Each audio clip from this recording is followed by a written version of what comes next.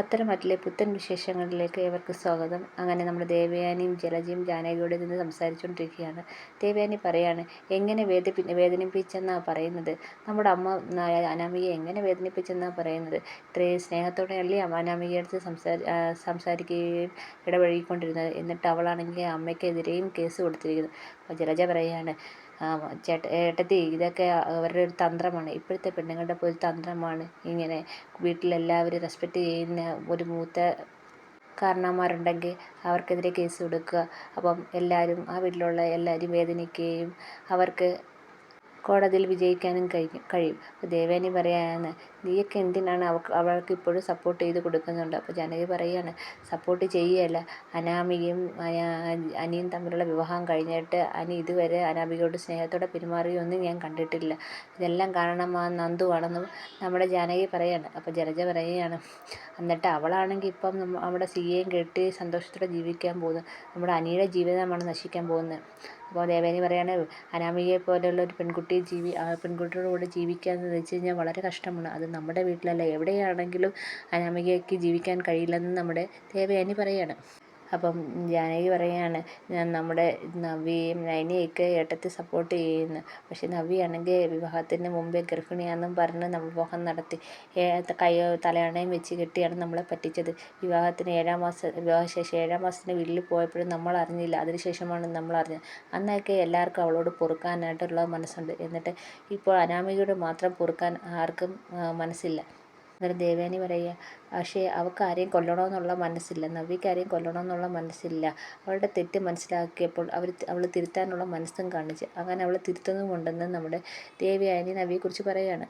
അപ്പോൾ ജലജ പറയാണ്, എനിക്ക് പറഞ്ഞത് തന്നെ വീണ്ടും ആവർത്തിക്കാൻ വയ്യ ഏട്ടത്തി. എന്നാലും പറയുകയാണ്, ഏട്ടത്തിയുടെ മോൻ നമ്മുടെ ആദർശാണെങ്കിൽ ആദർശിൻ്റെ കുട്ടിയാണ് ചന്തമോൾ.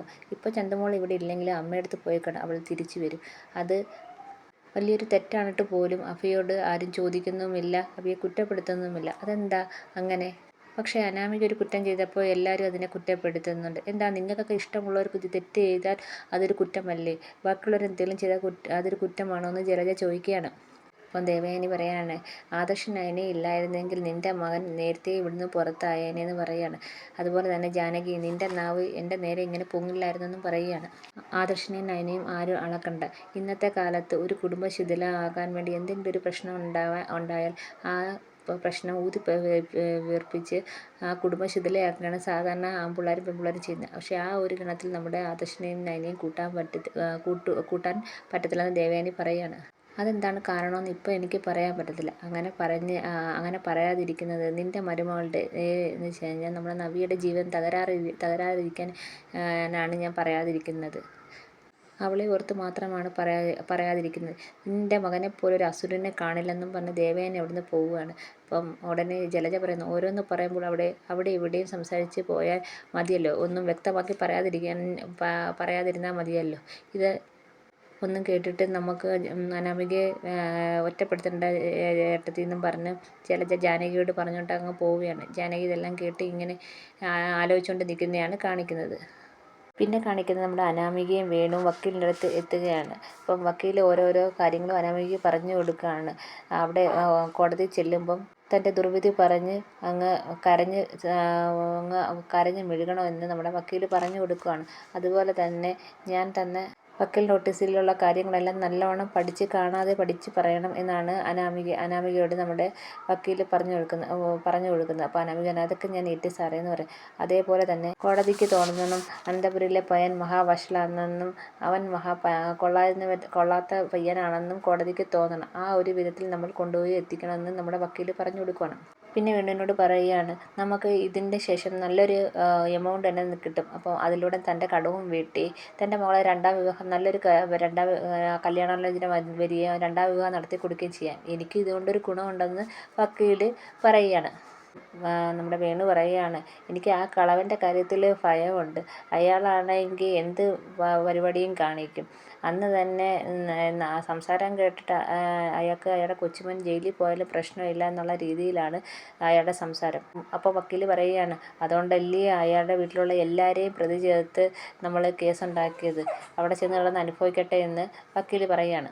തറവാട്ട് മഹാത്മ്യം കൊണ്ട് അവരെല്ലാവരും ഒന്ന് വിഷമിക്കും. അപ്പം സാധാരണ എന്നും കുന്നും വഴക്കമുള്ള വീട്ടുകളിലാണെങ്കിൽ അവർ പുതിയൊരു കേസ് വരികയെന്ന് വെച്ചാൽ അവർക്കൊരു പ്രശ്നമല്ല. പക്ഷേ ഇങ്ങനെ ഒത്തൊരുമയോടെ ജീവിക്കുന്ന വീടുകളിൽ ഒരു കേസ് വന്നാൽ അവരൊന്ന് ഭയക്കും. അവർക്ക് വളരെ നാണക്കേടുണ്ടാവും.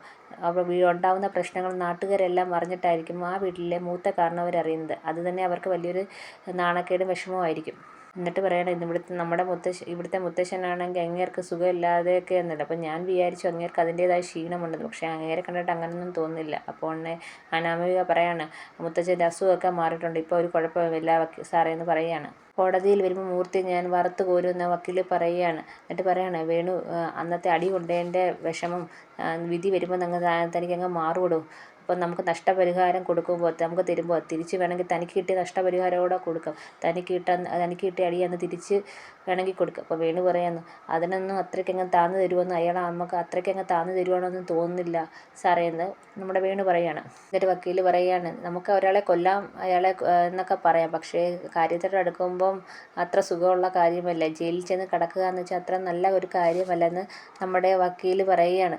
അതുപോലെ തന്നെ ജഡ്ജിയുടെ മുമ്പിൽ നല്ലോണം ഇമ്പ്രസ് ചെയ്തോണമെന്ന് അനാമികയ്ക്ക് പറഞ്ഞു കൊടുക്കുകയാണ്. പിന്നെ കാണിക്കുക നമ്മുടെ നന്ദു ആണെങ്കിൽ അനിയെ കാത്തു നിൽക്കുകയാണ്. അപ്പം അവിടെ നന്ദുവിനെ കാത്തു നിൽക്കുമ്പോൾ അനി വരുന്നു.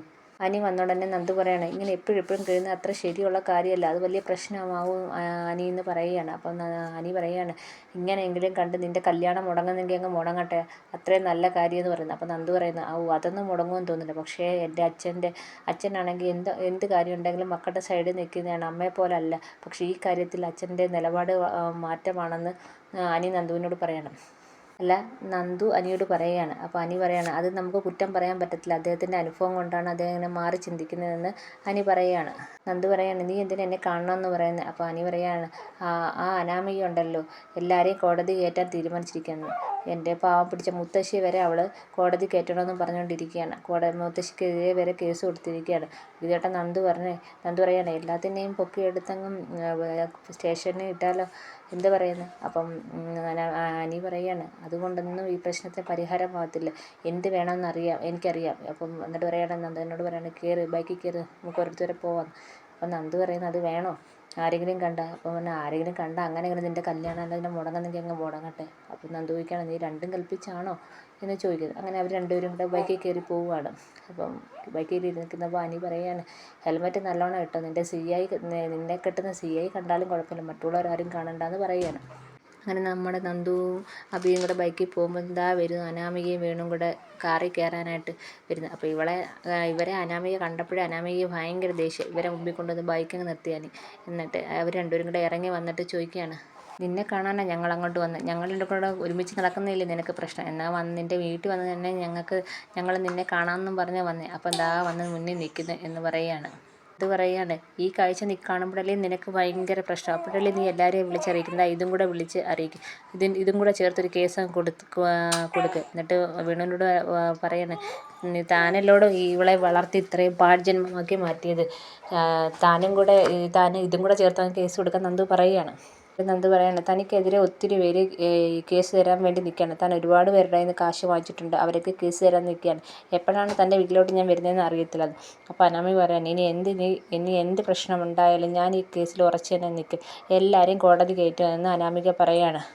അപ്പോൾ നീ ഇതും കൂടെ ചേർത്തങ്ങ് കേസ് കൊടുക്കുക, കാമുകനും കാമുകിയോടെ ഒരുമിച്ച് കണ്ടെന്നും പറഞ്ഞ് കേസ് കൊടുക്കാൻ പറയുകയാണ് നന്ദു. എന്നിട്ട് അനി പറയാണ്, നീ എന്ത് വിചാരിച്ചാലും എനിക്ക് കുഴപ്പമില്ല, ഞാനും നന്ദുവും തമ്മിൽ കല്യാണം കഴിക്കുക തന്നെ ചെയ്യും, ഞാൻ കെട്ടിയ താലിയും കൊണ്ട് നന്ദു നടക്കുകയും ചെയ്യും, ഞങ്ങൾ രണ്ടുപേരും നിൻ്റെ മുന്നിൽ കൂടെ ഇങ്ങനെ ചേർന്ന് പോവുകയും ചെയ്യും, അത് നിന്നെക്കൊണ്ട് ഞങ്ങൾ കാണിക്കുകയും ചെയ്യും. അപ്പം വേണു പറയും, അത് നിങ്ങൾ എന്ത് വേണമെങ്കിലും ചെയ്തോ, പക്ഷേ ഞങ്ങൾക്ക് അതിനു മുമ്പ് ഞങ്ങൾ ചെയ്യേണ്ടതെല്ലാം ചെയ്യുമെന്ന് വേണു പറയുകയാണ്. നന്ദു പറയാണ്, ഇയാൾ കൂടുതൽ സംസാരിക്കണ്ട, നിൻ്റെ വാരിയെല്ലിൻ്റെ എണ്ണം ഞാൻ എടുത്തിട്ടുണ്ട്, ഇനിയും എന്നെക്കൊണ്ട് എടുപ്പിക്കലെന്നൊക്കെ പറയുകയാണ്. എന്നും പറഞ്ഞാൽ അവർ രണ്ടുപേരും അവിടെ നിന്ന് അങ്ങ് പോവുകയാണ്. ഇതൊക്കെ നമ്മുടെ അനാമികയ്ക്ക് ഒട്ടും ഇഷ്ടപ്പെട്ടില്ല. അനാമിക പറയുകയാണ്, ഈ കാഴ്ച എത്രയും പെട്ടെന്ന് CIയിൽ എത്തിക്കണം. അപ്പോൾ വേണു പറഞ്ഞാൽ, വേണം, ഈ രംഗം എത്രയും പെട്ടെന്ന് CI എത്തിക്കണം, അയാളെ ചൂട് പിടിപ്പിക്കണം, അപ്പോൾ അയാൾ കേസിന് കൂടുതൽ തെളിവുകൾ ഉണ്ടാക്കിക്കൊണ്ടിരിക്കും. അനാമിക പറയുകയാണ്, എൻ്റെ മുന്നിൽ വന്ന് ഇത്രയും ഷോ കാണിച്ചതല്ലേ, അപ്പം ഈ ഒരു നല്ലൊരു പണി ഇവർക്ക് രണ്ടുപേർക്കും കൊടുക്കണമെന്ന് അനാമികയും വിചാരിക്കുന്നുണ്ട്. പിന്നെ കാണിക്കുന്നത് നമ്മുടെ സിയുടെ എത്തി വീണ് എന്നിട്ട് പറയുകയാണ്, രണ്ടുപേരും കൂടെ ഒരുമിച്ച് ഒരു കൂസലും ഇല്ലാതെ പോകുന്നതെന്ന് കാണണം സാറേ, രണ്ടുപേരും രണ്ടും കൽപ്പിച്ചാണ് മിക്കവാറും നിശ്ചയം മുടങ്ങും. അപ്പം സച്ചി പറയാണ്, അങ്ങനൊന്നും മുടങ്ങത്തില്ല, ഞാൻ തീരുമാനിച്ചു, ഞാൻ ഇഷ്ടപ്പെട്ട പിന്നെ ഞാൻ തന്നെ വിവാഹം നടത്തും, അത് ഈ അനി വിചാരിച്ചാലൊന്നും അത് മുടക്കാൻ പറ്റത്തില്ലെന്ന് നമ്മുടെ സച്ചി പറയുകയാണ്. അപ്പം വേണു ചോദിക്കുകയാണ്, സാറേ സാറിനോട് ഒരു ചോദ്യം ചോദിക്കട്ടെ, സാർ എന്തിനാ ഈ നന്ദു ആണെങ്കിൽ അനിയുടെ പുറകെ ഇങ്ങനെ നടക്കുകയാണ്, അനിയും നന്ദു ഈ ഒരു പ്രേമത്തിലാണ്, ഈ അവളുടെ പുറകെ തന്നെ അവളെ തന്നെ കല്യാണം കഴിക്കണമെന്നും പറഞ്ഞ് സാർ എന്താ നടക്കുന്നത്? അപ്പോൾ സിയ പറയും, ഞാനും അത്ര അങ്ങ് നല്ലവനൊന്നുമല്ല, എൻ്റെ ചരിത്രം അത്ര ശരിയല്ല. അപ്പം വേണു അതെനിക്ക് തോന്നി, അല്ലെങ്കിൽ സാറ് ഇങ്ങനെ പുറകെ നടക്കത്തില്ലല്ലോ. അപ്പം സിയ പറയും, ഇനി എന്തായാലും ഞാൻ അവളെ തന്നെ കല്യാണം കഴിക്കും, ഞാൻ മോഹിച്ച പെണ്ണിനെ ഞാൻ തന്നെ കിട്ടുമെന്നും പറഞ്ഞുകൊണ്ട് ദേഷിച്ച് പോവുകയാണ്. അമ്മണ്ണെ വേണു വിചാരിക്കും, ഇവൻ എൻ്റെ മണ്ടനാണ്, ഇവന് എങ്ങനെ CA ആയിട്ടൊക്കെ ജോലി കിട്ടി, ഇവനൊരു ബുദ്ധിയില്ലാത്തവനാണെന്നൊക്കെ നമ്മുടെ വേണു വിചാരിക്കുന്നത്. പിന്നെ കാണിക്കുന്നത് നമ്മുടെ സച്ചിയാണെങ്കിൽ ഓഫീസിലേക്ക് വരുന്ന സീനാണ് കാണിക്കുന്നത്. ഇത്രയും കാണിച്ചിട്ടാണ് ഇന്നത്തെ എപ്പിസോഡ് അവസാനിക്കുന്നത്. എപ്പിസോഡ് എല്ലാവർക്കും ഇഷ്ടപ്പെട്ടെങ്കിൽ സബ്സ്ക്രൈബ് ചെയ്യണേ.